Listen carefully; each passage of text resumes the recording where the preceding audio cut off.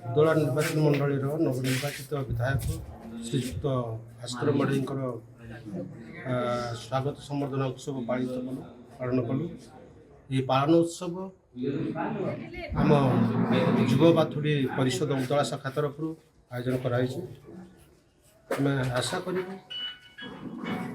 ଏହି ସ୍ୱାଗତ ସମ୍ବର୍ଦ୍ଧନା ଉତ୍ସବରେ ସେ ନିର୍ବାଚନ ମଣ୍ଡଳୀ ପାଇଁ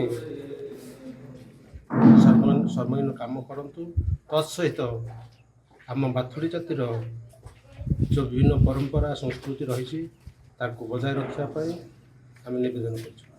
ଆମେ ତ ନିଶ୍ଚିତ ଉତ୍ସାହିତ ଅଛୁ, କାହିଁକି ନା ଦୀର୍ଘ 3 ଟର୍ମରେ ସିଏ ଥିଲେ, 4ଥ ଟର୍ମ ମଧ୍ୟ ସେ ଆସିଛନ୍ତି ଏବଂ ଯେହେତୁ 4ଥ ଟର୍ମ ଆସିଛନ୍ତି ଆମେ ଆଶା କରିବୁ ସେ ଓଡ଼ିଶା ସରକାରଙ୍କ ମୁଖ୍ୟ ଭୂମିକା ଗ୍ରହଣ କରିବେ ଏବଂ ଆମ ଅଞ୍ଚଳ ତଥା ଆମ ଦେଶର ଉନ୍ନତି ପାଇଁ କାର୍ଯ୍ୟ କରିବେ।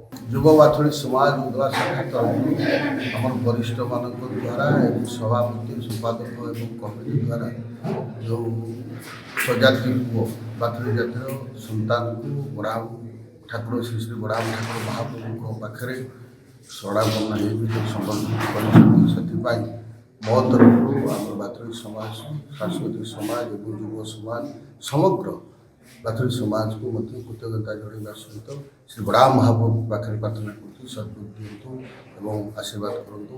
ଏହି ଜାତି ଆଗକୁ ବଢ଼ୁ, ଏହା ହିଁ କାମନା କରିକି ରହୁଛି।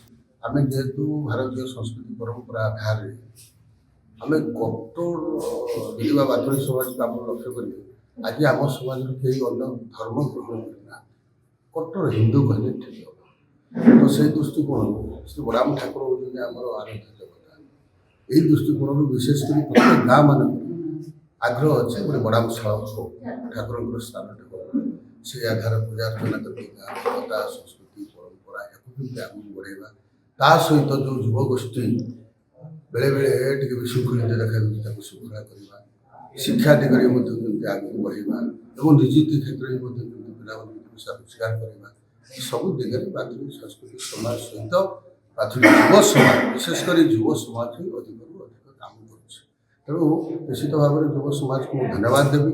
ତାଙ୍କର ଯେଉଁ ପ୍ରେରଣା ଅଛି, ତାଙ୍କର ଯେଉଁ ସଂଗଠନ ଅଛି, ଯେଉଁ ସମାଜ ପ୍ରତି ଆଗ୍ରହ ଅଛି ଆଗକୁ ବଢ଼େଇବା ପାଇଁ, ସେଥିପାଇଁ ମୁଁ ତାଙ୍କ ସାଙ୍ଗରେ ଅଛି।